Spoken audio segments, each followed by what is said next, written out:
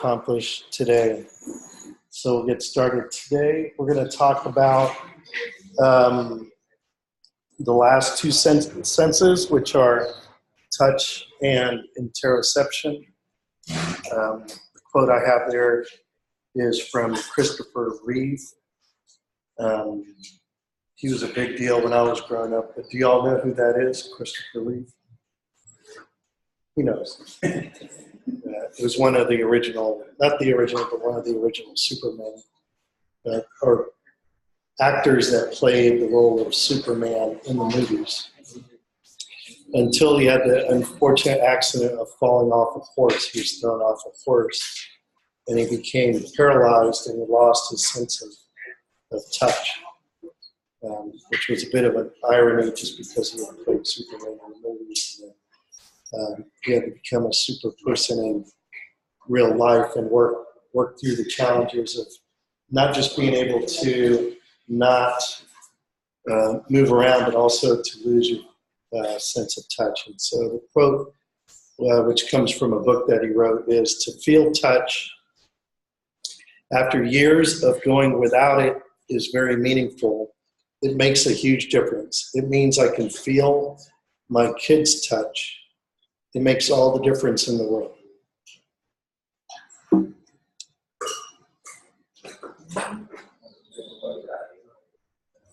All right, here's our agenda.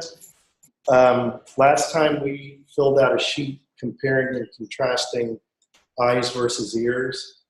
And we went through taste and smell in the last class, but we really didn't have time to do a final contrast and compare. And since it's 4 different senses working 4 different ways, I wanted to give us the opportunity to do that together. Then we have an exam at our next class, which is on Monday.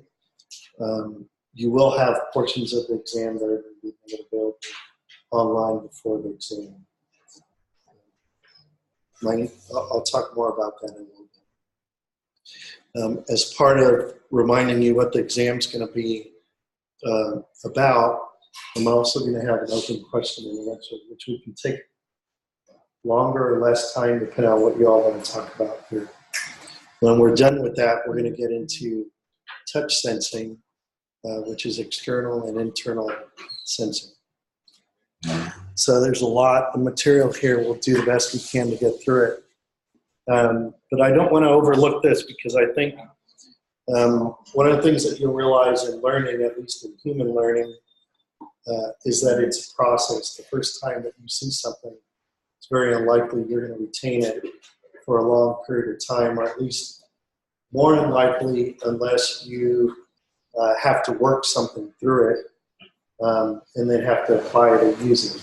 And so this process is meant to help you remember the important things about these 4 senses that we've talked about before. So without further ado, so now what we're going to do is we've grouped eyes and ears together, which means we're grouping sort of light and sound together. So you can think of this as eyes, light, ears, sound on this side. And then on this side, we're grouping tongue, nose, which means also taste, smell. So the things over here and the things over here have things that are in common, and then the things over here have things that are different than the things over here. So we're just going to start here with what all 4 of those have in common.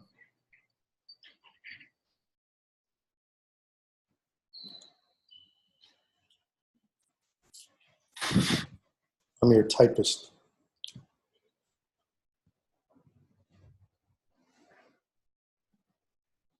Imagine this was the test. What all 4 of those senses are the things that they sense have in common? I can randomly pull popsicle sticks with your names on them. You want to do that? So think about it. By the time since you're all thinking in parallel, By the time I pull out your popsicle stick, you'll be ready and we'll get through this really quickly.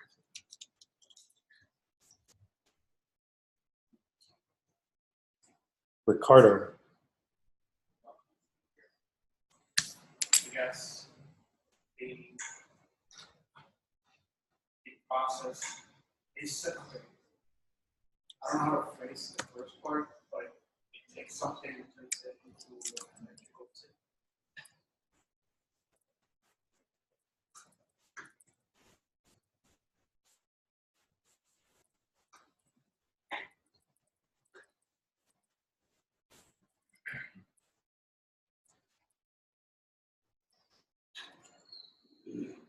Very good. We take a sensible phenomenon and convert it into electrical signals. Yes.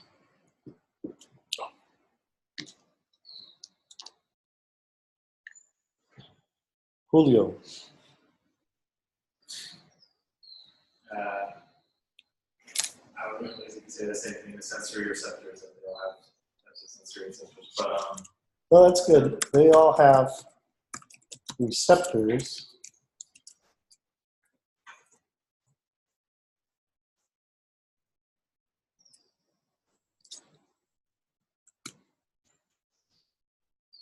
Did you want to say another one? You can't. are they different though? Like, They're definitely different, but they all have them. Gretchen.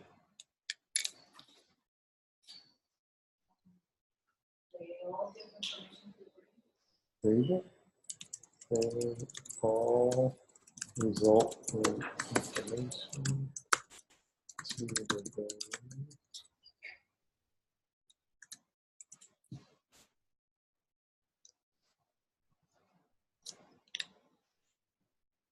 Maria. I was going to say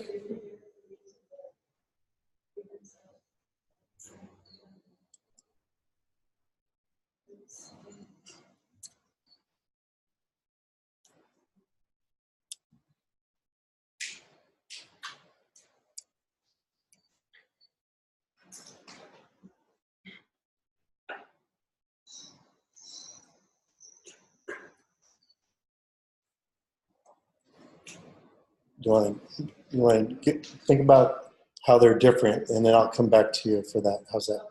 Okay, yeah. They all depend on physical phenomena. It will depend on physical. I'm going to put that in quote.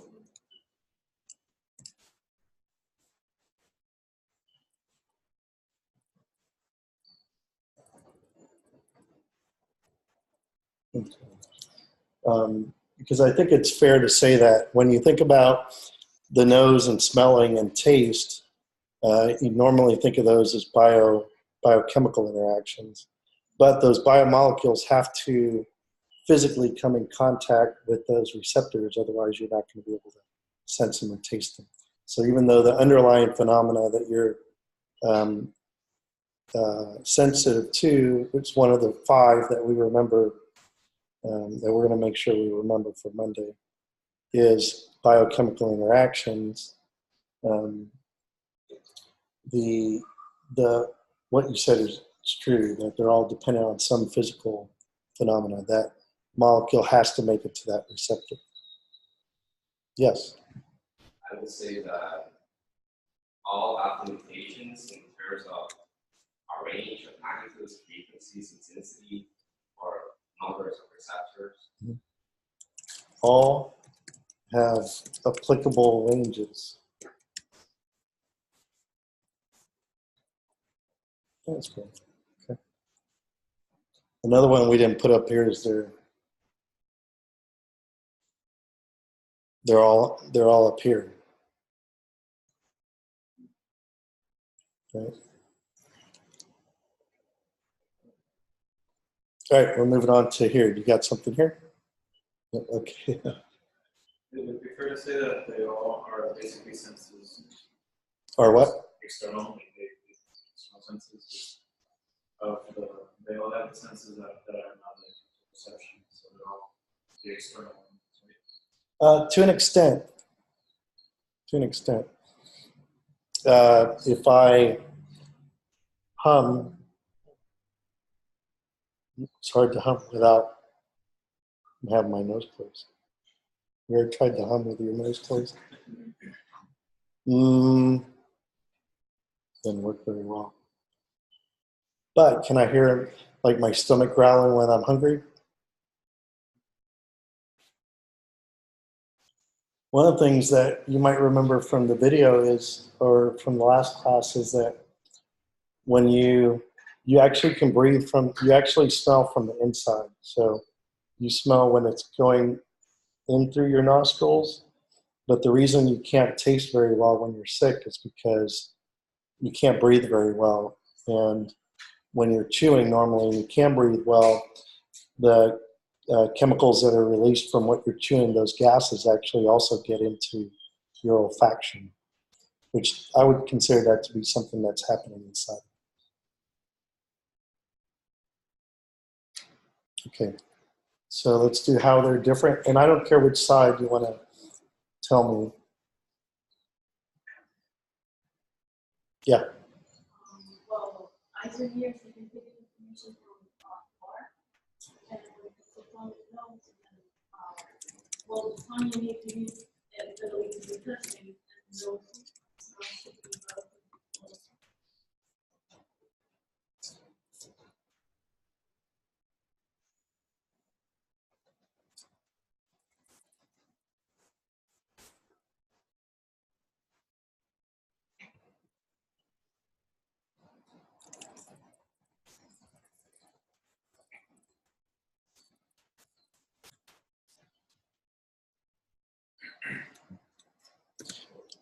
Yeah, that's fair. That's good.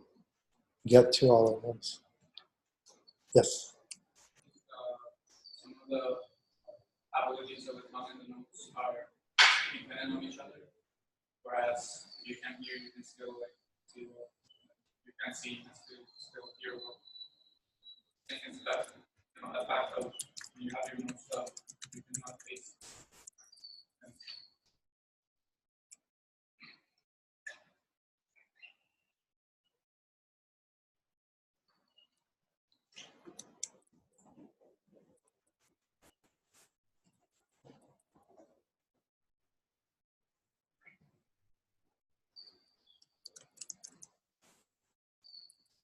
So this is interesting. I've written them in a certain specific way.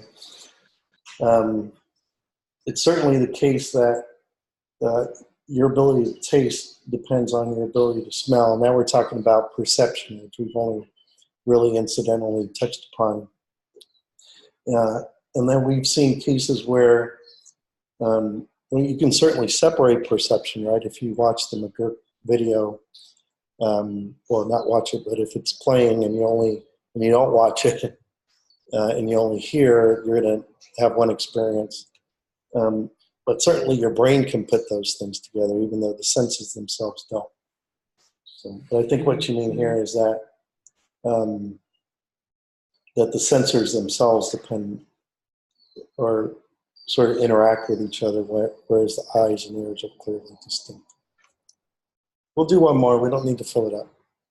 Who wants to do the last one?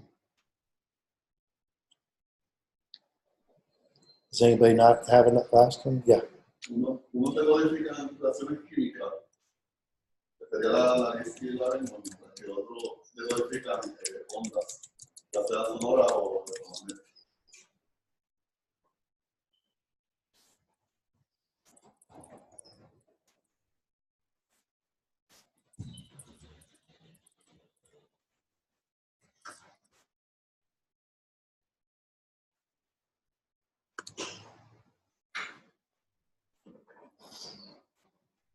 Yeah, and I think this is probably actually the most fundamental difference, right? I mean, if you have light, you can generate light. You know what wavelength it is. You know what the energy of it is, and you can day in, day out shine that light up on a wall or something and have different people look at it, and they're going to be looking at the same thing. They may They may see it differently. They may perceive it differently. But it's going to be the same thing. Same with sound. When you move over to smell and taste, all of a sudden there's a lot more variables involved of how to replicate a taste or how to replicate a smell. And two people that are experiencing a smell or a taste can have wildly different responses in terms of what they perceive. Right? Someone can love Brussels sprouts. Someone else may not like them at all. What's that? That's sweet. Like some people saying they're being too sweet or broccoli tasting better. Like some people can't even eat broccoli because of like certain evolutionary traits that follow that makes you 100% against the flavor, no matter what. People are like roast salad taste, that's what it just some chemical that has some human bring down just that's toxic. So I would say I'm going to add a couple here too, actually. I didn't mean to do a return. Oops. No, I lost it. Sorry.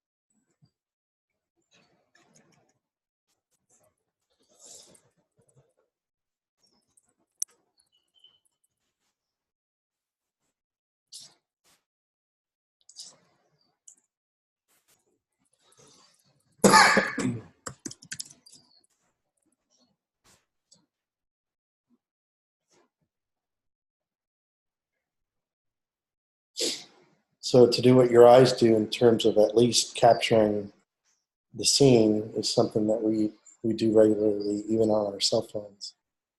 And then to capture a sound, we do that even regularly through our cell phones. So at least at capturing the physical phenomena, that part's pretty well understood. Okay, technology is there to do that. From a tongue and nose perspective, it's not. This is really important because when it comes to vision and sound, we at least know that those signals that are coming in pretty well capture what's happening in the environment for those, what are called modalities, those two modalities. So then it's a question of perception. How do I help or implement an artificial system that can perceive what needs to be perceived that's important from the sounds that are coming in or from the light that's being captured? The challenge is more difficult in terms of tongue and nose. In fact, one question you might have is, does an artificial robot even actually have to have a tongue? What kind of use would a robot have for a tongue? They don't need to eat food, so they don't need to necessarily taste things. Do you want them to have a nose? Probably. But they could touch something that could dissolve their flubber. Right? So maybe you would want them to smell things that could be dangerous. I don't know about taste. I think about that. Huh? It doesn't have to be a tongue either. Doesn't necessarily have to be a tongue. It could be an entire body. It might make more sense to have them be able to do some sort of spectroscopic analysis of the room to see what kind of molecules are in it and that sort of thing.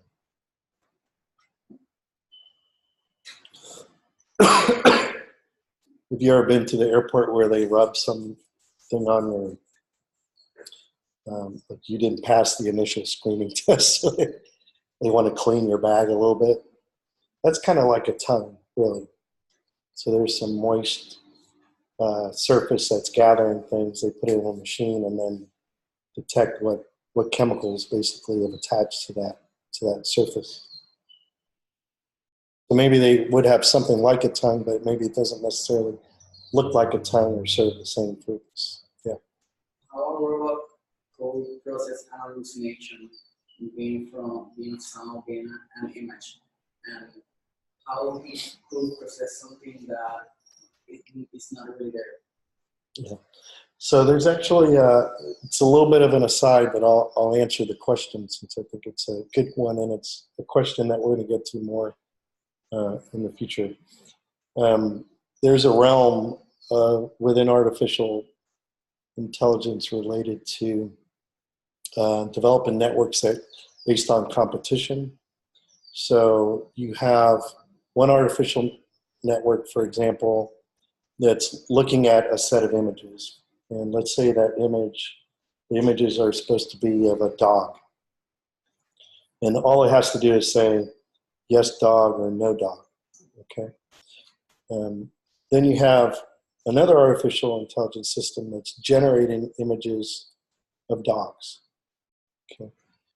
And, the first system's basically trying to figure out, is this really a dog or not?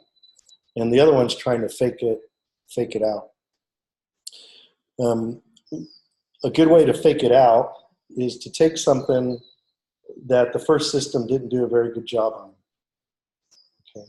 So let's say the score, it said, you know what, it's not a dog. I'm 40% confident of that fact. Okay. So then this competing system will take that image that you were 40% confident in and change it to do something to it so that this other system is going to get tricked into thinking that's a dog. Okay. When you go through that process zillions of times, because these computers can automatically do it, just think I'm generating a picture, you're evaluating the picture. So they're basically developing each other, if you will. One's getting better at faking, creating fakes, and the other one's getting better at detecting fakes. So if this one's getting better at detecting fakes, this one has to create better fakes to fake it. When you look at what the images are that are being created, some people liken those to hallucinations because they are dog-like, and you can see why the system would think that it's dog-like, but it's not like any dog that you've ever seen. And that's the kind of creativity that you could have in your dreams, right? Because in your dreams, this first system that's trying to detect real dogs is limited by the fact it's detecting real dogs. In your dreams, you're not as restricted, so you can create animals and people that aren't restricted by the realities that you observe. So, You mentioned something about your system detecting, for example, dog-like shapes.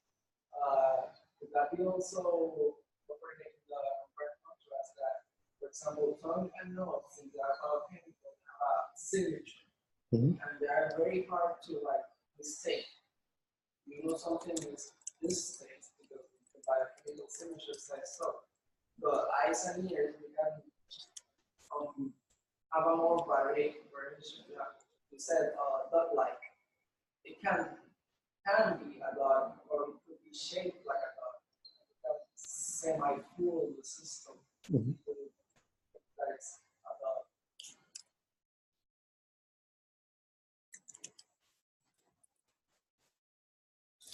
yeah, I'll make one other comment, and then we're going to move on to the next subject. And again, we haven't gone into perception, and I'm not sure where it is in the book, actually. So I don't remember if it's in what you've read or not. Do any of you remember a discussion about a diaper?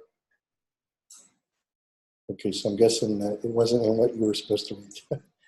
Okay, so she goes through an example And I'm not going to give you the exact example because I just don't remember it exactly. But basically, it's something like taking a deliciously yummy chocolate bar, like a Hershey's bar or Snickers. Have you ever had that, where you're eating it and it melts in your hand a little bit? So taking that, a little soft version, and taking a diaper and like rubbing it on the diaper. Okay. And then going through an experiment basically where they hand people the diaper and ask them if it smells bad. Okay. So if their eyes are closed and they haven't seen the diaper, it smells like a yummy chocolate bar. But just like in the McGurk where you saw that the eyes and ears combined so that what you were actually hearing was different than what you perceived to be hearing, the same thing there, basically. Your eyes can overpower you because you see this diaper, you see it's brown, and you are so confident that the concept is that it's a dirty diaper that it becomes extremely difficult for you to smell the yummy chocolate. So we are going to see some of those things, but we haven't talked about them in class yet, as soon as we start combining senses, which, by the way, is the really fun part to me. But if you don't understand the senses as they work distinctly in humans and then how we gather that information in artificial systems, it's really hard to make sense of when you start combining things, which is the way we normally work with everything combined. Okay. Good questions.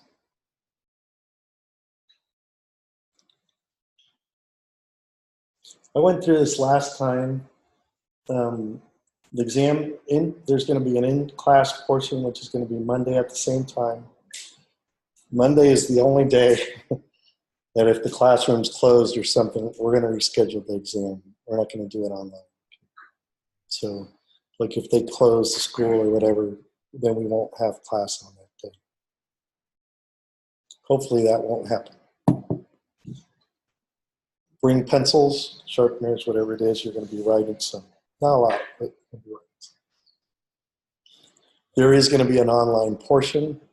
My objective is for things that people may need a little more time on, and we're all different, right? Some of us need more time or less time, or some of us don't need a lot of time, but we need to feel like we have a lot of time. So the portions of the exam that I feel like you're having more time, you're having more access to information, is going to be helpful for you in learning the material, and for me making sure that you have learned it. That's what I'm going to put on to the part that you'll get. They'll be online before tomorrow at midnight. When it's online, I'm going to put it on Piazza just like I've done before, because my goal is not to put it on tomorrow before at midnight, is to put it on way before. The reason the exam is not completely done is because I want you to do well in it. And in order for me to increase the probabilities that you're going to do well, I need to see how you did on this homework number 3. Some of you have already turned it in. The few people had turned it in this morning, I actually already graded it. So my plan tomorrow, as soon as I wake up and have some Avena and coffee, is going to be to grade your homeworks and then finish the test. To the extent that I see things, I expect you're going to look at your homework and figure out what you missed. So if the same question shows up on the test, you're going to do well. You will note, for those of you who have missed something by a lot, I do put comments in there, because my objective is to help you so that the same thing doesn't happen again. Okay, so that's what's going to happen. So as soon as I get through the homeworks, or if I get bored in the middle of them, I'm going to put the online portion on, and then the inline part is intended to be done in a stress-free environment. So I fully expect that some of you will get up and leave the room because you're going to be done early. And I expect some of you will be there to the end because you're going to be trying to figure some things out. You're not sure and you're trying to think it through, and all that's fine. But I don't think any of you should be in a situation where you get in and you say, wow, there's just impossible for me to answer these questions here. The questions that you're going to get, I don't know how many they're going to be. Right now, I think it's going to be 2. Okay? But the 2 questions that you're going to get before, it could be 1, it could be 3, it could be 4. Pretty sure it's going to be 2. I just don't want you to hold me to it. Those are going to involve more time. If you leave that till last minute on Monday to do, you may not do that well because you may be stressed about them. You may have wished that you had asked some questions. You're totally welcome to ask questions on the take-home part of the exam. It's important that you make those, it's not intended to share answers. That's a different thing. So if you're not sure if your question is going to share an answer, then just send it private. Okay. If I think it's something to be useful for everybody, I can make it public. I suggest you review the slides. I suggest if you didn't do well on one of the homeworks or one part of it that you review that. Because the test is meant to be different than the homeworks, but it's not meant to be a surprise. So it should be stuff that you've seen before, either in class and most likely on the homeworks, just asked for in a different way. Okay. So this is the open part. This can last like 30 seconds or it can last like 30 minutes. It's really up to you. So I just put a list. There's nothing new here. All these topics were just some of the topics that I know we've covered. And I put them up there to remind you in case you would have any questions. So I want you to look at that list. And let's at least take a minute where you just think. And then at the end of the minute, I'm going to ask if there's any questions. If there's not, we're going to move on. If there is, then we'll start taking those questions.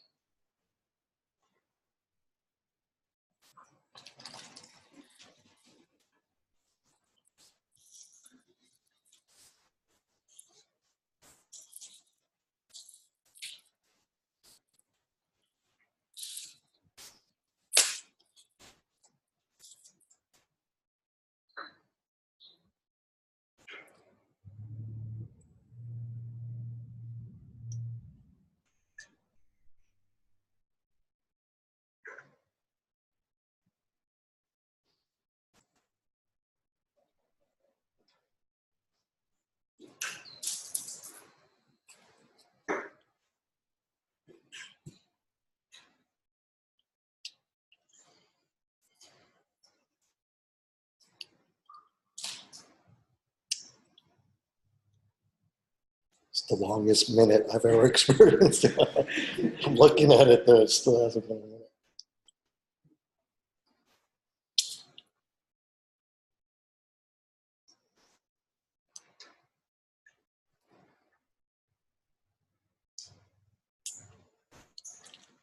Okay, approximately. Yes. Is there's a book that we can read all these topics based on the class? These topics, unfortunately, I have not found that. So before I early on, sort of in the July, no. I developed the idea for this course about 3 years ago. And then when we were going through the university to get it approved and whatnot, even before I got to that point, I actually took a lot of online courses that were offered at other universities in topics related to artificial general intelligence. And the good news for you is I found no courses actually. But obviously there's courses on physiology and courses on how the eye works, right? But my intent in the course not to just teach you how the eye works, and then at the same time understand how it works together with systems that are useful for computing, right? So I didn't find it. In terms of some of these other concepts like present day AI limitations, there's a lot of stuff actually you can find. And I pulled some things from that. So the answer is I have not found it. If anyone finds it, let me know or share it with the rest of the class on Piazza. But yeah, as far as the take-home part of the exam, it's intended to test your knowledge, right? So I don't want y'all working together, but you're a human in the world, you know, so I know one of the questions is going to relate to influence tactics, and I fully expect you to have, if it was me, I'd print out that part and have it on here and look at it, you know, so you are expected to use those kind of resources. If there's other resources, that's fine. I've pulled some things here that I've shared with you in class because out of all the stuff I'm aware of that I've seen, I think that's the best way to convey it. For example, the artificial general intelligence class at MIT, which is really more of a survey. And what I mean by that is they bring in a different speaker each week, like a seminar. You have been shown materials that have come from some of those classes. Lisa Feldman was one of the speakers who gave one of the classes at MIT. When we talked about modeling, I used two different models that came from, one was from Northeastern, and the other one, I don't remember where they were from off the top of my head, but those two people also presented within the artificial general intelligence course that was given at MIT. But in terms of a course that covers all these topics all together, I'm not aware of one, so I don't have a good book for you. Yeah. Yes. When we're taking a look at the actual topic and compare it to the teaching present day, specifically Sophia, what is something that we should keep an eye on, key component topic Sophia should be given a little more in depth? Yeah.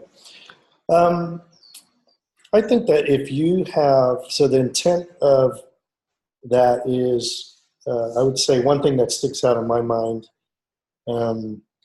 is that Sophia does certain things well. But we spent a little bit of time looking at some descriptions of the software underneath Sophia in the class notes, so that you would understand that it was a rule-based system. Essentially, I'm going to analyze this, and if I think someone's talking about something having to do with happiness or with joy, then I've got a happiness rule, right? I'm going to have a synonym rule so that all the hundreds of things, words that are kind of like happy, joy, I'm just going to do my happy subroutine on. And then there were parts of it that were scripted, but nevertheless, it was very compelling. Why was it compelling? It was compelling because as the words were coming out, right, so as you were hearing, there were facial expressions that were changing. So your eyes and your ears were working together in a way that even though you knew it was a robot, you felt you had something you felt a little more than if you were just in front of your computer. So that's it. There were two things I remember off the top of my head that were in one of the earlier classes. One was Sophia. We also talked about the Microsoft AI bot in terms of recognizing things in pictures. So fairly simplistic examples, but we can see some limitations there. That's important because where we're going to next, which I've already alluded to now, is that by and large, we virtually never use one sense alone. Virtually never use one sense alone. one or more of the other senses. There may be a primary sense, but one of more of the other senses has some kind of vote or some kind of potential influence on what it is that we're observing. And the diaper example is an example of that. But perception is something we're going to get more into later. If you see some perception-related questions on the exam, they're going to be fairly basic ones. I'm not going to throw the diaper with the Snicker bar on it. Did I answer your question? Yeah. How would the modeling be? If you haven't figured it out now, modeling is extremely important to human perspective in artificial intelligence. And it's extremely important to computer science. Because generally computer science is about solving problems in a complex world. And if we don't create some intermediate construct that captures the importance of the complexity, if we try to program to the complexity, very few people can do that well.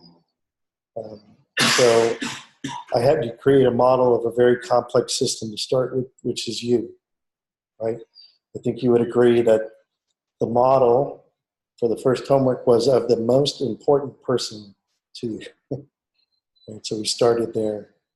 In this last one, I created a being. If you haven't opened up the homework yet, this may be a shock to you, but I think it's question number 10 is some being, some animal. And I gave it attributes, right? So then you had to create a model with respect to that. There will be something having to do with modeling at that same level of importance within the exam, because as we start talking about diapers and Snicker bars and people talking and hearing and all at the same time, I think that it's going to be really important for you to be able to look at whatever that is and do a model and try to figure out what's coming in. Because once you do that, you're going to be able to say, you know what, I've got an AI for vision, and I've got one for natural language processing. Maybe I have one for for smelling. Maybe the brain's getting all this information at the same time, which it is. And over time, it gets pretty good at combining the things that it should combine to help me, get through my day and get through my life. And so that's why the models are really important. Did I answer your question? Okay. When I get a question, if you haven't noticed, I'm going to say more because I want you to get more value out of it in terms of what I see that's going to be important, because that's what's going to be. It's not just important for the test. It's just it's important, I think, for you. You're dedicating a lot of time to go through this class, and you've gone through some what I consider to be painful classes, things that maybe aren't as exciting as other things. And to the extent that you all generally do as well on the exam as you have been doing for the most part on the homeworks, we're going to be ready to get into some more complex and, I think, more fun things. Other questions on the exam? Everybody feel ready? I feel like you're ready, actually. That's what you say. Okay, good. Don't open up the take-home part of the exam on the last day. I strongly suggest when you see the piazza, just at least open it and read it so that you can at least kind of get an idea of what's going to be involved. I think it's fun, the take-home part. It's not finalized yet because I want to see a little bit about how you do on your homework. Yeah. Open up the part, go back to it another time. Yeah, in all cases, I had a few questions. In all cases, you have to hit that final submit thing before I get anything. That's not true, I'm sorry. I can actually see your work as you're doing it. But you're going to have only one attempt. And as long as you don't hit that final submit, you can go in there all day long, is what I've seen. Now, I do suggest, because just like anytime you're working with a computer, you're working with software code or whatever, that you save your work somehow other than in Moodle. Normally I would just maybe copy it and put it, if I'm writing, I'd copy it, put it in Word first, save it in Word, save it in Moodle, in case something goes wrong with the system, it'll usually work. If you only put it in Moodle and you save it, you go back and it's not in Moodle, it's just going to be one of those hard lessons learned about saving your work. So, good questions. Really good questions, actually. Any other questions? Okay. All right, so we're going to be talking about touch sensing today, external and internal. And touch to me is the most exciting sense, without a doubt. You guys can answer this for yourselves, but I've gone through this mental exercise many times.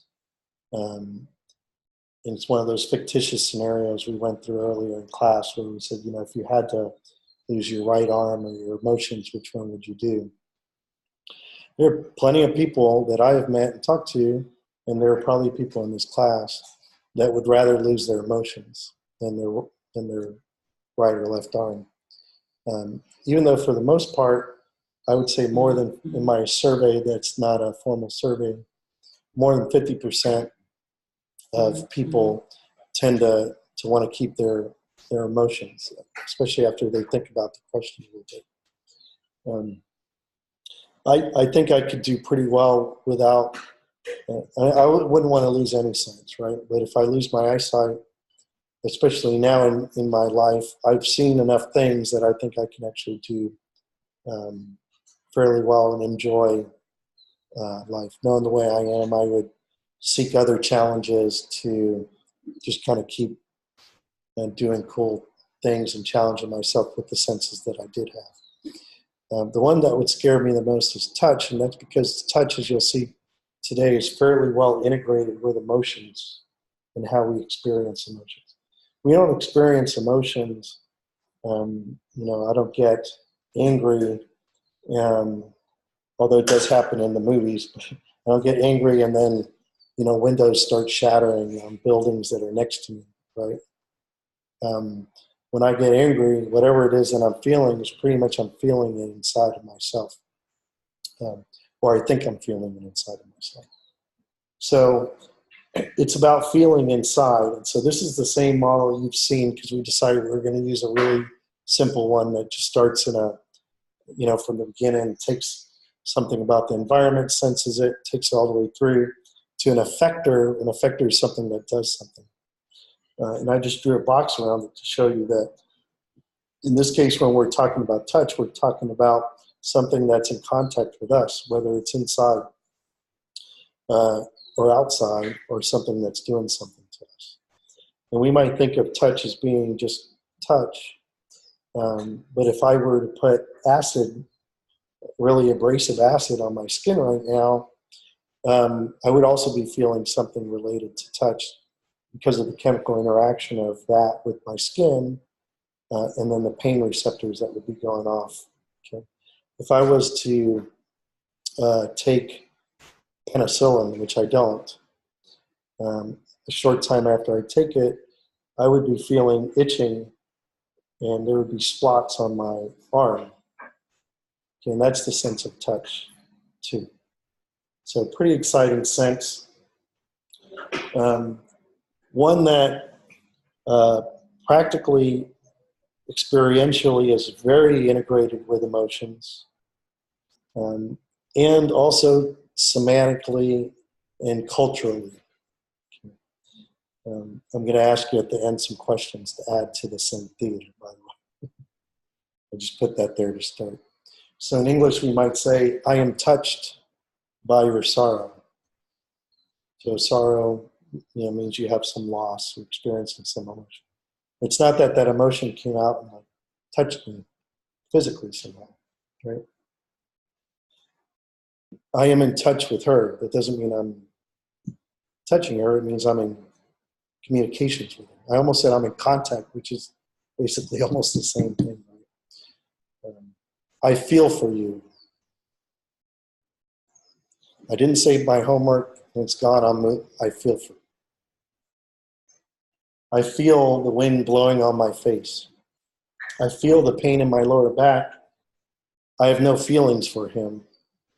I have no feelings in my arm.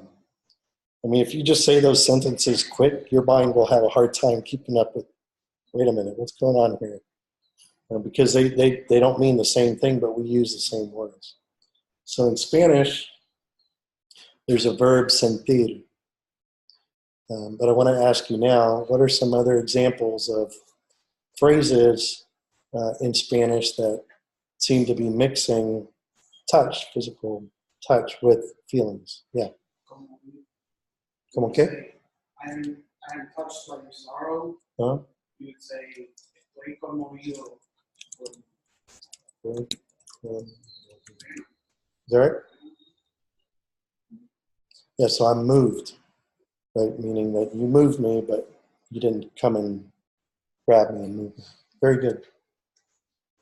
Where the body is, we'll get to a little bit, is called proprioception. It's a sense that you have that comes from your interoception, really, of where you are in space. So moving would be something that you would feel through that sense, if your eyes were closed or something. Is there another one?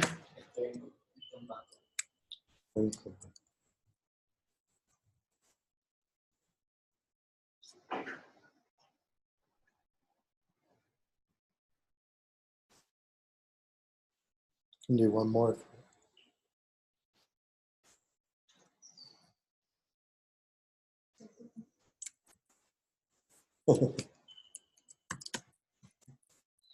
Compared to lo siento mucho. That could be the emotion.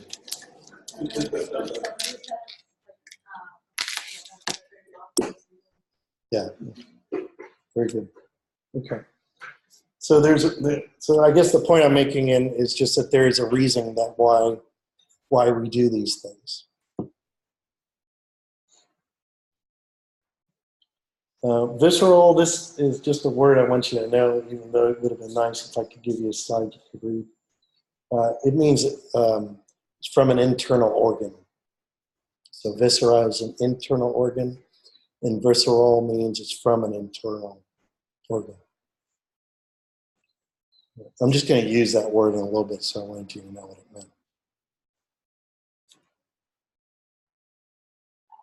Can you repeat that again?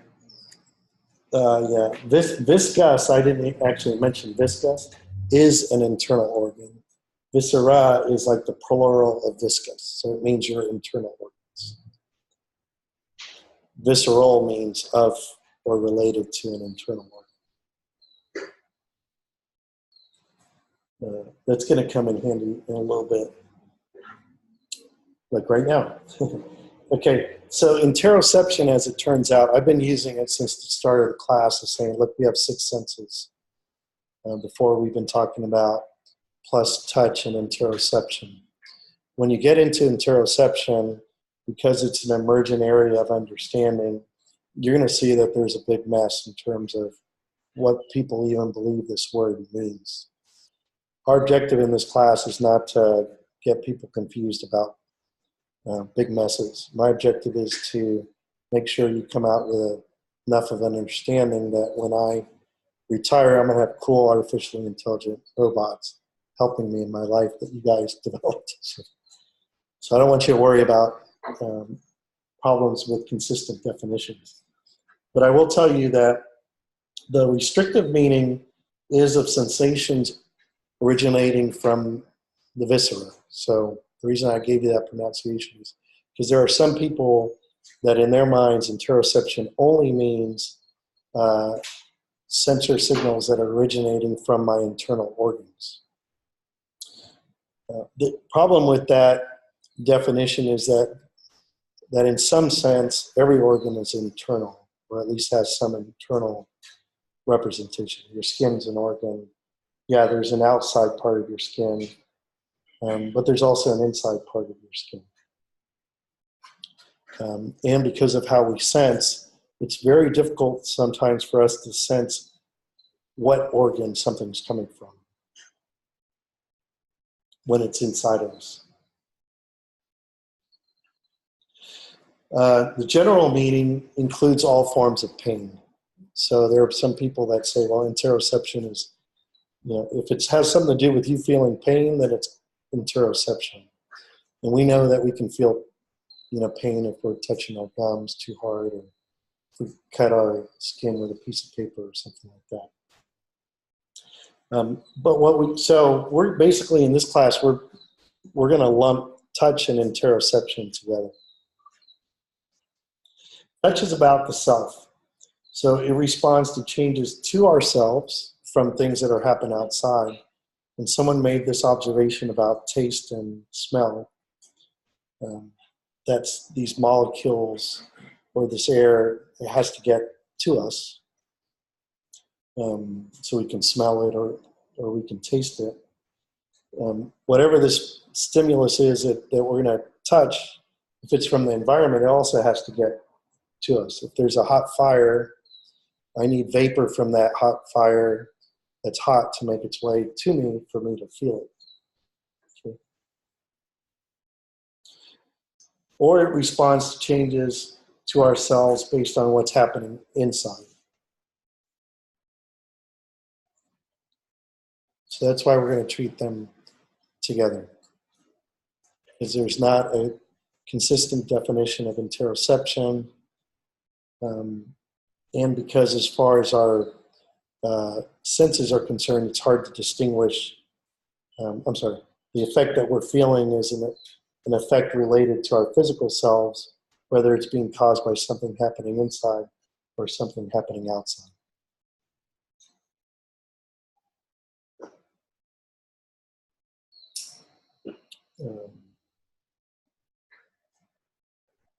What are some examples of things that we feel? Now when I say feel, I don't mean like emotions, I mean like touch. For example, temperature. Temperature, very good. What's another one?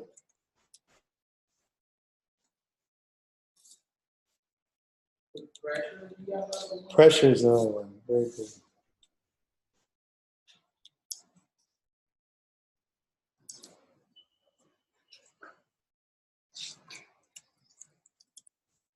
What else?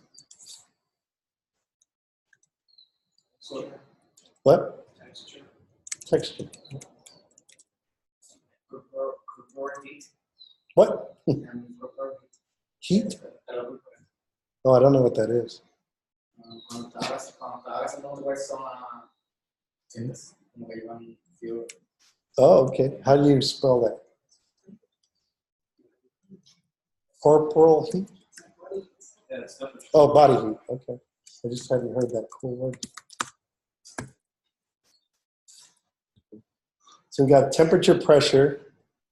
So you remember there was 5 fundamental things, right? Which we all know by now. If we don't, we better remember them on Monday. So what were the 5 things that are sensible? 4 of them are energy and 1's an interaction.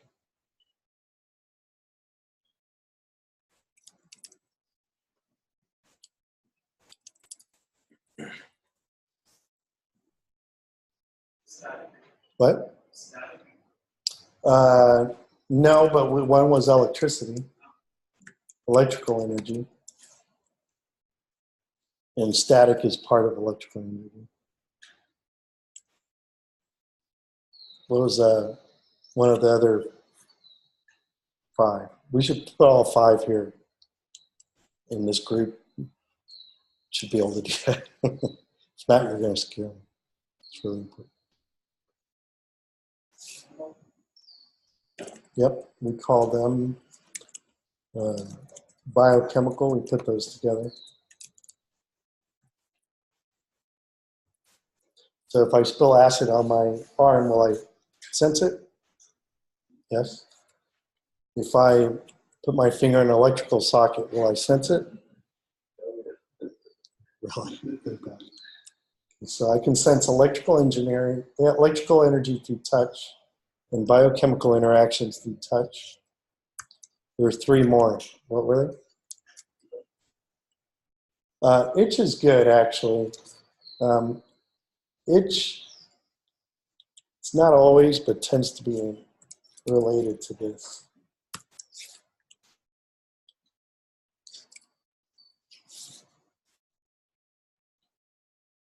Thermal was one. You got temperature. Thermal energy.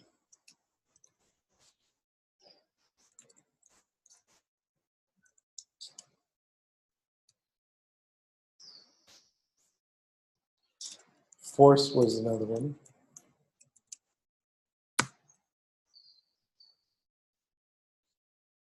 Body heat's related to thermal energy.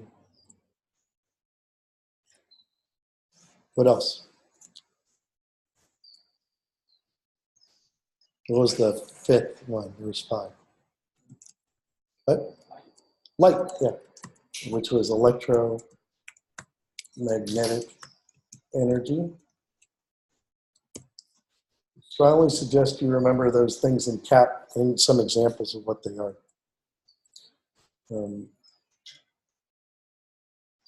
So the skin actually can sense all of these things. How does it sense electromagnetic energy?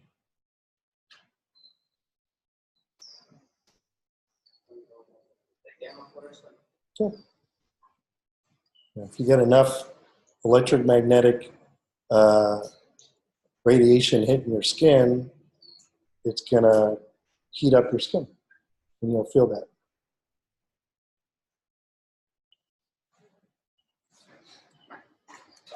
Where would vibrations fall? Vibrations will fall into force, something that's moving, which is the same like the sound.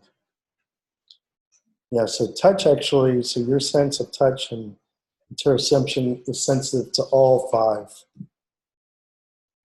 of the sensible phenomena, which are four energies in one interaction.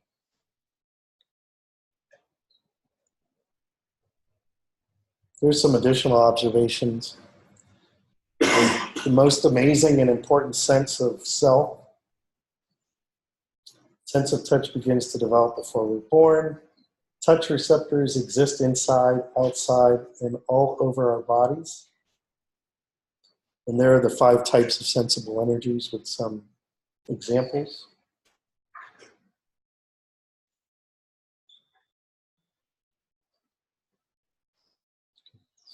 Now, because we spent a lot of time on the question and answer, we're not going to have a lot of time to go through this material, so I'm going to save most of it. But I am going to skip ahead and show you something, and then we'll go back through. Question? Why is then the interception of touch seem hard? Why are they like unlike the five senses? Say it again, I'm sorry. My question is, why do we see touch and interception? Two different. We have five senses and then interception. Yeah, because traditionally we think of touch as something that's happening like outside of the body. And we think of interoception in different ways. Some people think of it as things that are happening anywhere inside the body, whether they're a result of outside or inside, like pain, regardless of where it's caused. But other people treat interoception as only coming from viscera, so from wholly internal organs. So to avoid that, we're just putting it all together.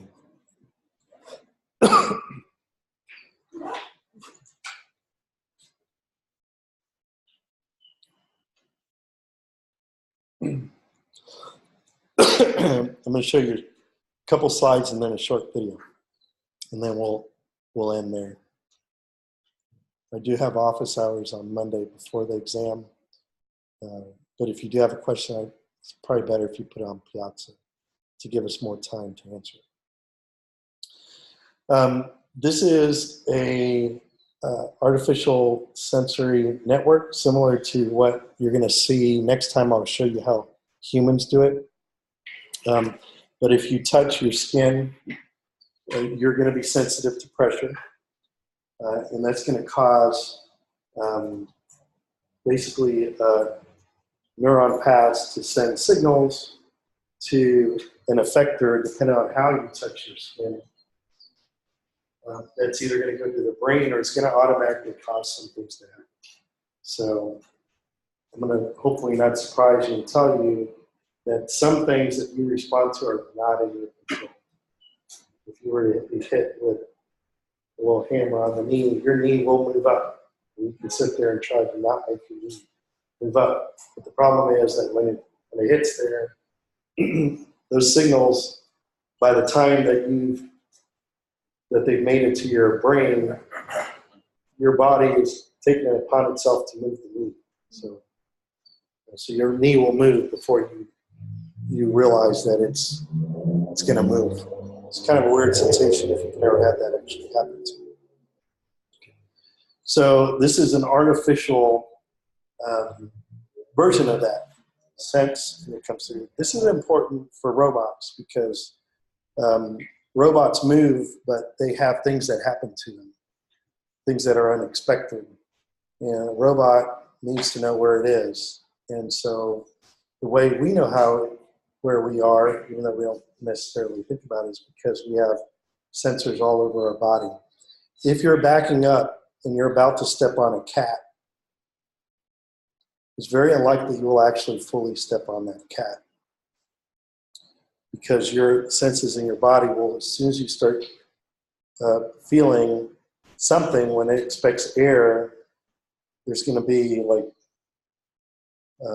strong takeover of you to keep you from putting your foot all the way down and smashing the cat. I'm sure it's happened to some of you at some point in your life where you're about to step on something and it doesn't happen.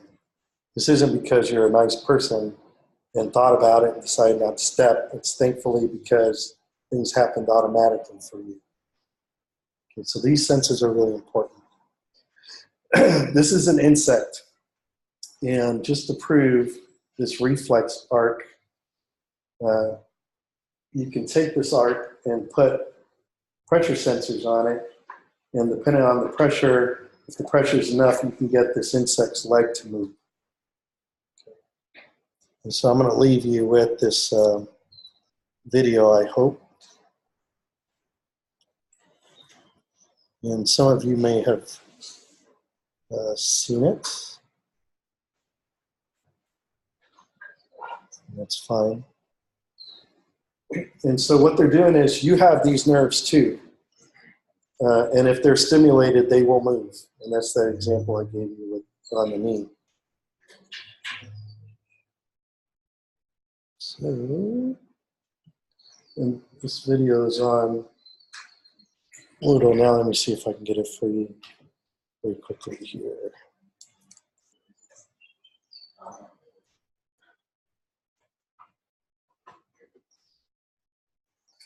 Now this is not with a pressure sensor.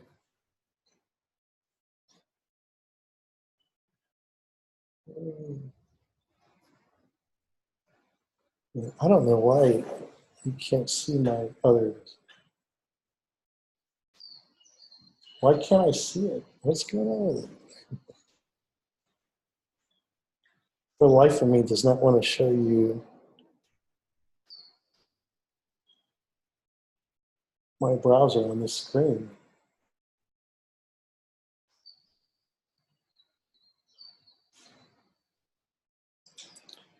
Okay, I'm not going to put the speaker on just on the interest of time. But basically what they're doing is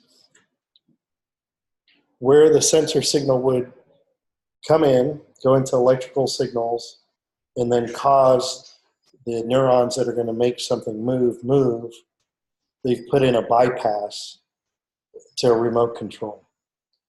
And basically, that's going to stimulate one side, the side that would normally cause you to move in one direction, and then stimulate the other side.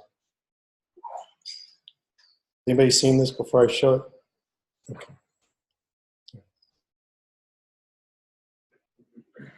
Oops.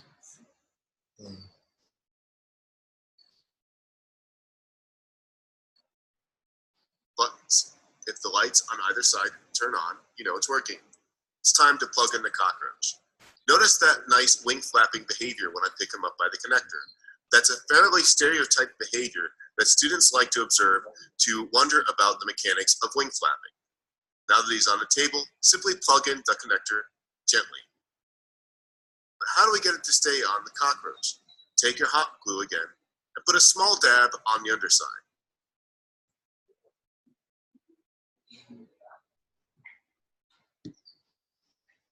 And then stick the package firmly on the center of the cockroach. It's not too hot. Don't worry, the cockroach is fine.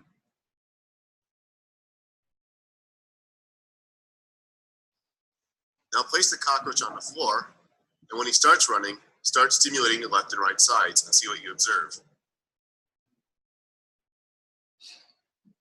How long do the behaviors last? Does he always turn left and right upon stimulation? Does the cockroach appear to show any sort of learning or adaptation upon repeated stimulation? Are you competing with any other sorts of behaviors? There are many types of questions you can ask about stimulation and your responses with this simple prep. Done with your experiment, it's time for the cockroach to go back into his house and to eat and rest. Put him in your refrigerator to slow him down a bit. Then with your forceps, carefully ease the connector from the stimulator package. And slowly peel it off. Okay, so that video is actually on our house. Moodle page.